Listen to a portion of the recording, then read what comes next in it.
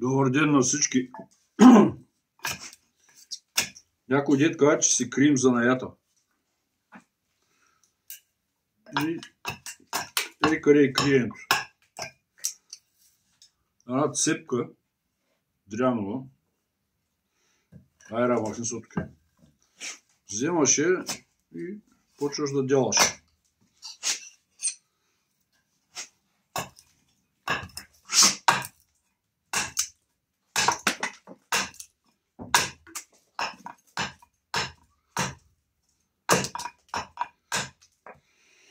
Делаш докато я оформиш, долу-горе да е кръгла, да я закачиш на струга. Вече тази кучка ми носи тук постоянно нещо да я фърлям. Махни се откъде.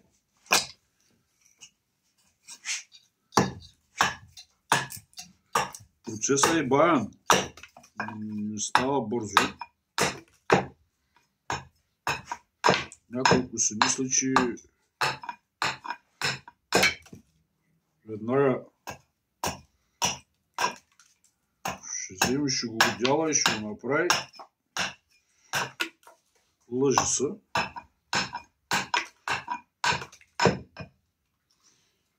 Първо са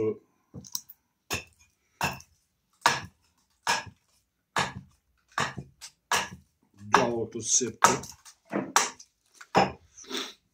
Това е все едно цепка за огрев. Трябва да я направиш долу-горе кръгла, да я закачиш на струга.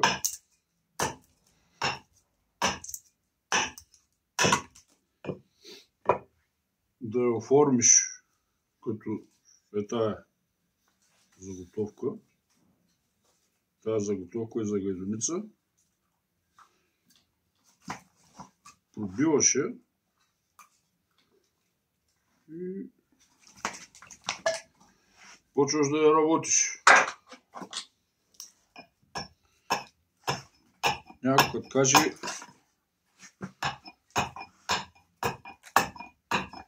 ама много пари. Добре, съгласен съм. Не са малко парите.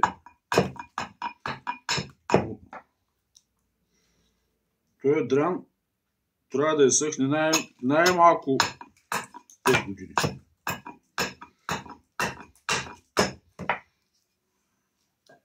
За да няма изкривяване после по инструмента. Ей, тук имам заготовки, които са на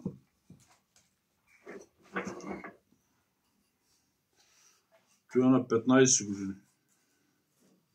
Бог да го прости, Колю Софенков. Правил ги човека. Едно време си ги правил за да прави кавали. И аз ги изкупих всичките от той, който е правил него. Казах Бог да го прости, почина. Светла му памет. Но тия заготовки за кавалите са 15 годишни. И това е уникат да направиш инструмент с него, защото той е 15 годишен звъни. Като го направиш просто, като го закачиш на струга да го стържиш, излиза всичко на пепел. Докато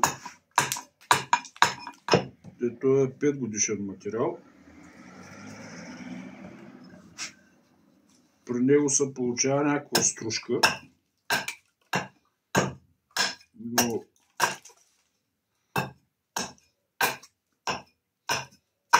като е 5 годишен, а при това 15 годишния всичко излиза просто на пепел излиза.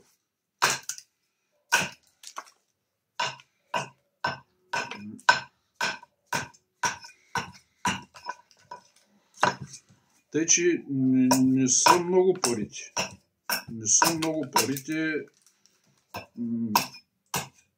Това специално държа на българските материали, защото някой може да му опрекне, но тук за България специално дрена и чимшира, това са уникални дървета, които да се правят инструменти от тях, въпреки че чимшира много трудно се намира. Има и дървесен вид, има и хръстовиден. Дървесния са цепи, хръстовидния не са цепи. А за да направите един инструмент,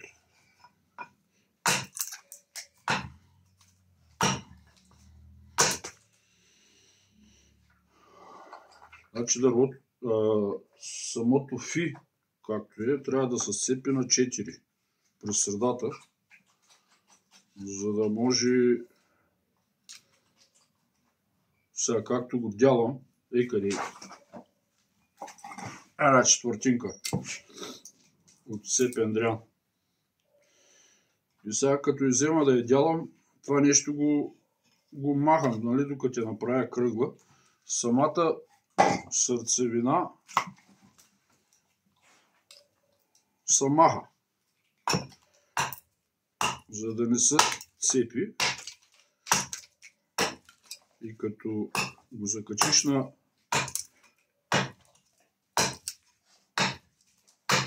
струга, като го вземеш да дялаш, сърцевината изчезва. Фактически остава средата на четвъртинката. И оттам, ако няма чеп, защото някой път излизат скрити работи вътре, които ти не можеш да ги видиш отвън. И като вземеш да го обработваш, тогава излизат тия неща. Някой шупла или нещо са... Да, съм имал случай, съм намирал в дрян съчма 13 суноли. Кой знае преди колко години някой е стрелял и съчмата просто е попаднала в дрена. Лязла е вътре, може би като младо дръвче, и като го дрежиш, почнеш да дялаш, почнеш да пробиваш, опа, почва да излиза олово. И се чудиш откъде и той олово. То де факто е от някой е стрелял там, или някой прасе, или някой друго животно.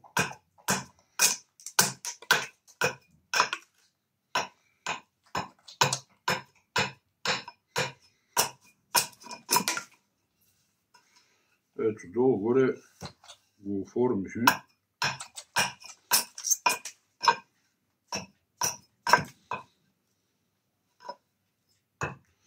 Винаги когато се реже материала, дрена смисъл, оставя се малко по-дълъг, защото той винаги се цепи.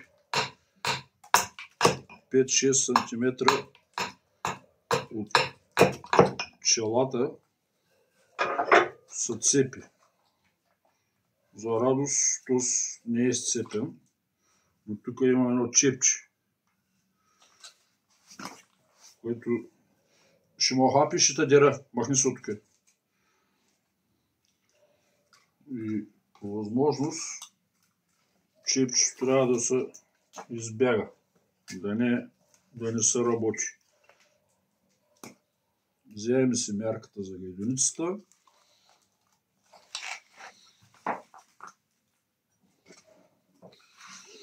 Бележиме откъде да е.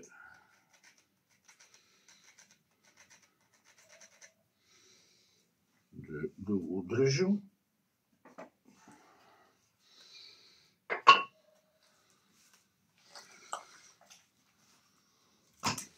Някой ако се чуди кучката, що е тук, кучката ми пази работилницата.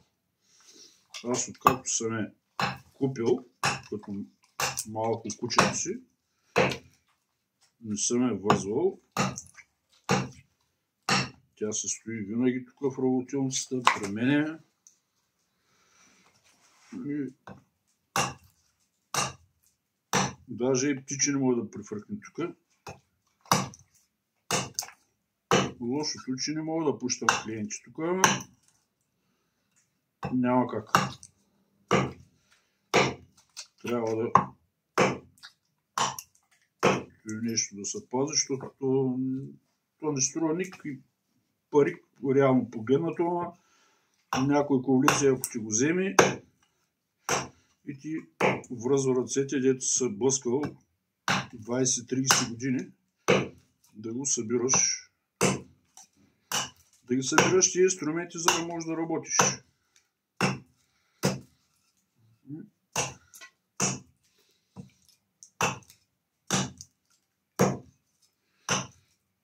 Зато и това е постоянно пусната тук. Това тук те видите. Ей къде? Белгийска овчарка, малинова. Много слуша, просто нямам думи. Нищо не пипа тук от работилницата, той, който работя. Тя е постоянно с мен, неотлучно. Всеки Божи ден е до мене. И съм я научил без да се пипа. Даже къде са кожите, нито кожи, нито инструмент, нищо не се пипа. Даже скоро се окучи. Тук имам един бяс. Другите ги продадах, само него се оставих. И с него сега се учим. По същия начин, като майката да не пипа. Много слуша, между другото. Той след 2 дена ще направи 2 месеца. Тъй. Който иска да не му се баря в работилниците нищо, да се вземе малинова, гарантирам му. Ето е лошото, че за 8 часа през 2 минути ми носи нещо, което трябва да го фърлям. Ето пак го носи. Тъй. Но няма гаранция давам на всеки, че никой не може да влезе вътре. Ако има смелост да влезе, не знае как ще излезе. Края на краищата, това е част на собственост и тия кучета за той ги гледаме, да не пазят собствеността.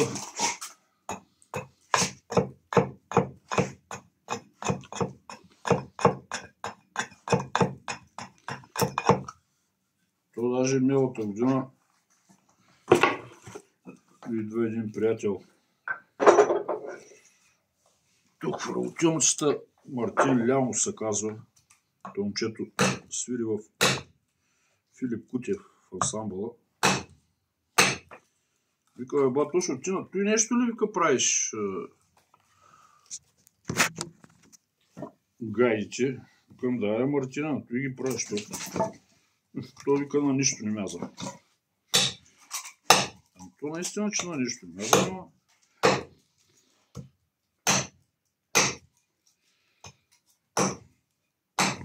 това е занят, който не съм го измислил аз. Много преди мене са правили гайди и след мене ще правят.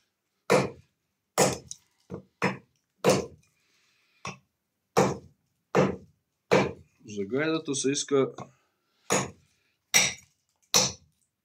първото, което е да си гайдар. И да знаеш какво търсиш от този инструмент. Като вземеш да го правиш, какво искаш? Малко дърва за печката. И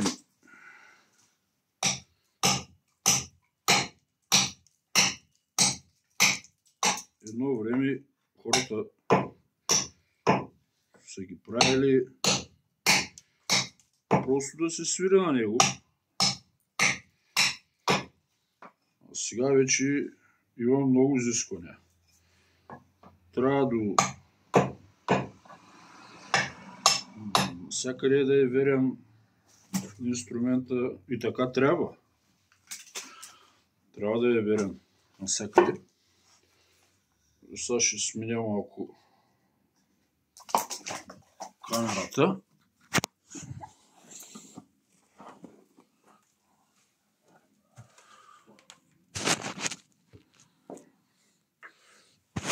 Само искам да се вижда струга.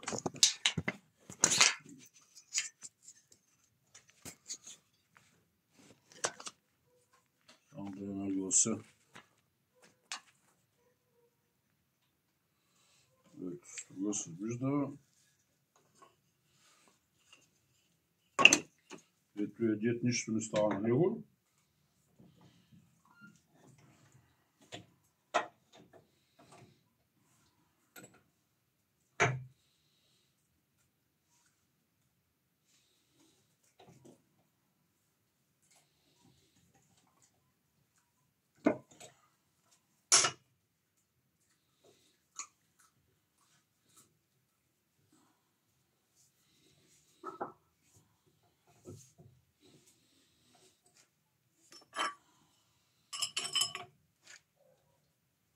Елементарен струк, който аз съм си го правил.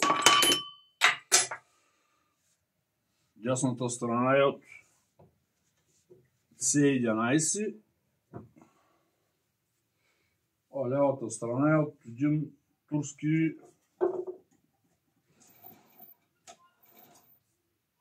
струк за дърво. По принцип работим на ръка с ножовите, защото иначе е много бавно и проблемко, ако вземем да работим с железо, стругове и така нататък.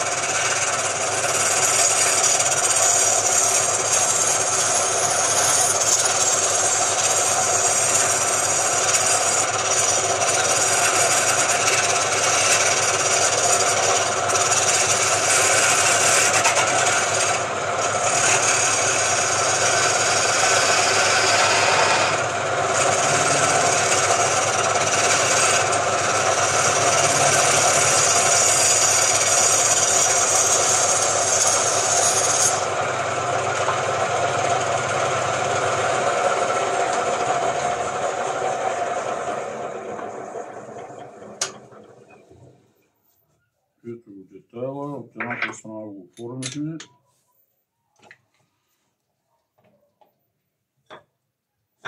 Сега го обръщам обратно, да го оформим от другата страна.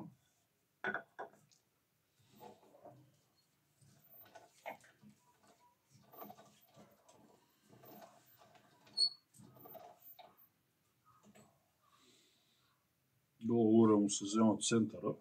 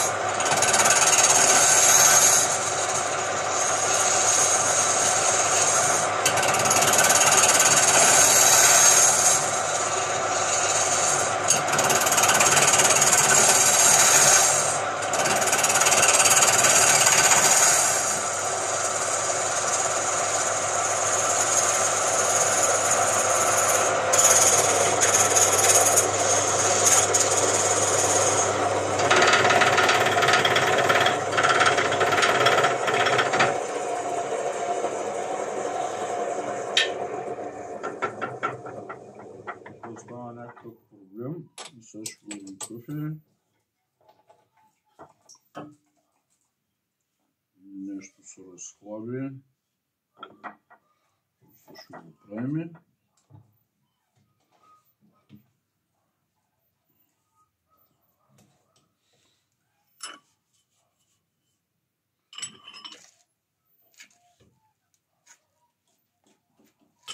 Тъй като клипа става много голям и сигурно в YouTube канала ще го кача, защото иначе във Facebook няма да го кача. Днеска ще ви покажа как се прави заготовката, а пък живот и здраве, утре как се пробива и така.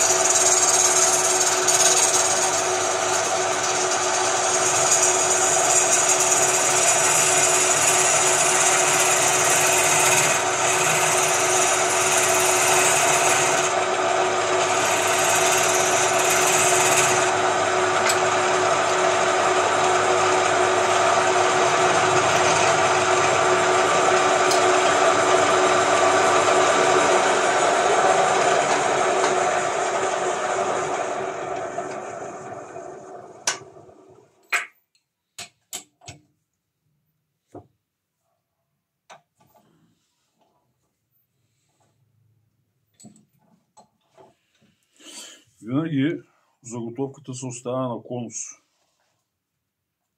и се изравнява само долу-горе около 10 см от дебелата част. После като вземеш да я пробиваш, защото не се знае бургията, тя никога не ти излиза точно на център. Тя винаги излиза малко по-настрани от центъра,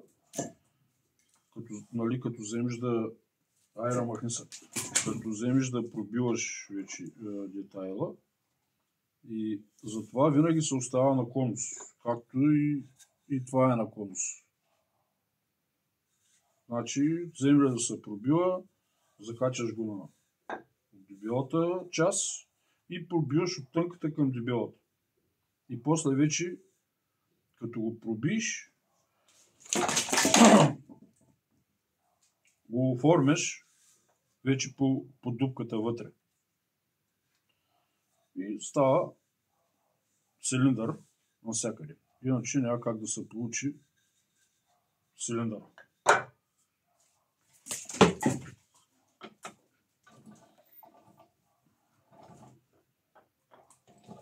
Ето и сега има малко за оформяне още. Ще го оформим и е готово за пробиване.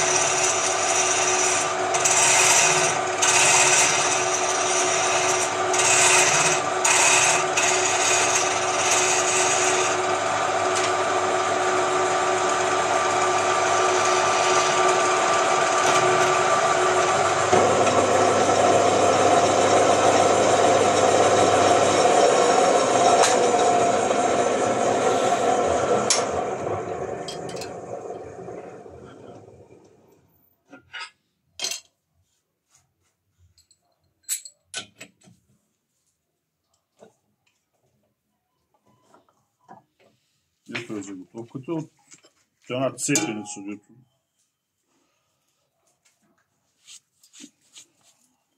се едно за огуре за дърва, направихме тази заготовка. Тази заготовка сега се пробила с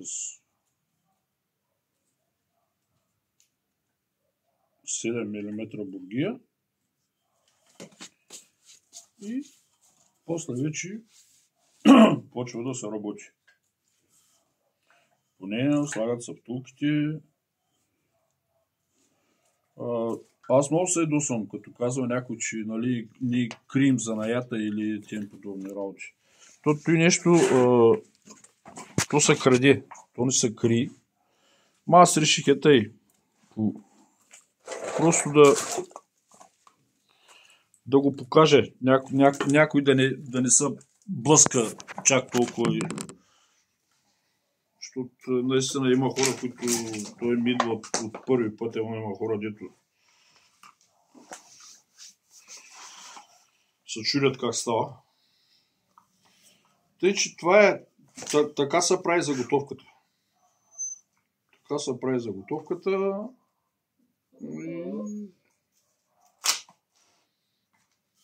Има много други тънкости, които едва ли тях ще ги кажа.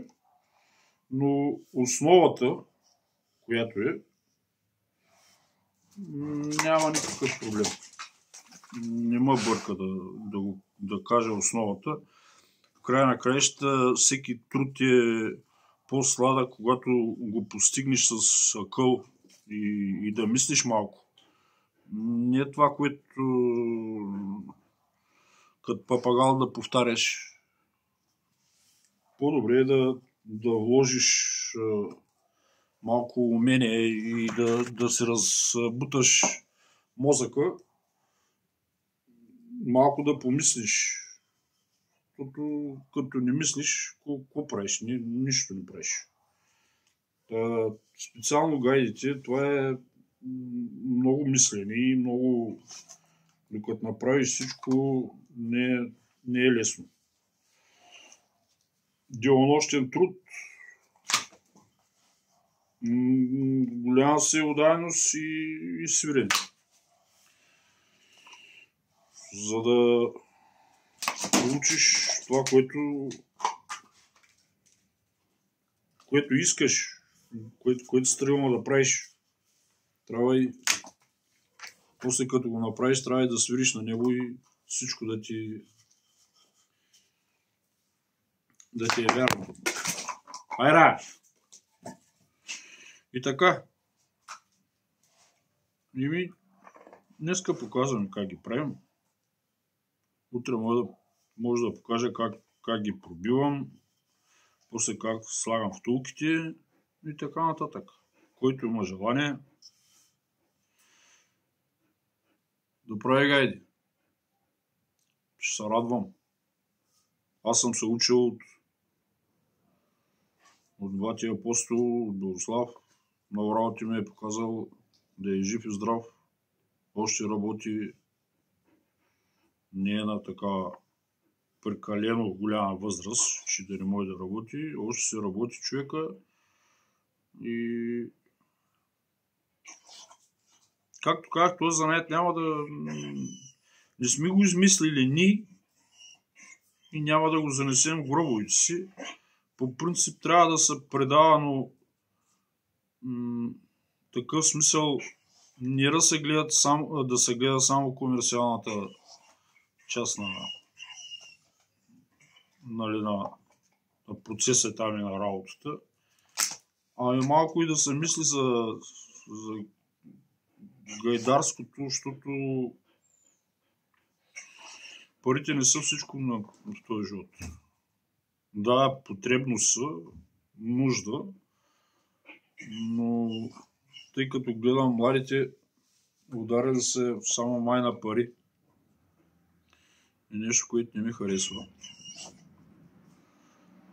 Нали казах, съгласен съм, парите са потребност, но иска и трябва да оставим нещо след нас. Пари след нас не може да остане. Гаята, де ще направиш, остава след нас. Мене да няма след... Не знам колко години, но колкото ме е дало не отгоре природата, то толкова ще живее. Но никой няма да знае колко пари съм имал и какво съм направил с тези пари и тем подобни неща. По принцип, какво съм направил, нали, докато съм жив, ама като си отида от този свят, тия пари никой няма да го интересува и то може някой да го интересува, ама те просто те не важат. Специално за мен нищо не са. А това, което направя, което стане след мен, може и да ма няма на този свят, 10 години един гайдар да свири с тази гайда, която съм направил, като ма няма, все ще е нещо. Поне си направил нещо, което някой човек ще споменава или хората, дето го слушат, споменават, че казват, он е там, дето си чупиш ръцете и правиш гайди, с гайда е негова. И тъй, да не ви досаждам повече, ще направя други клипчета и като ги пробивам и каквото може ще ви показвам. Няма проблем. Живи и здрави!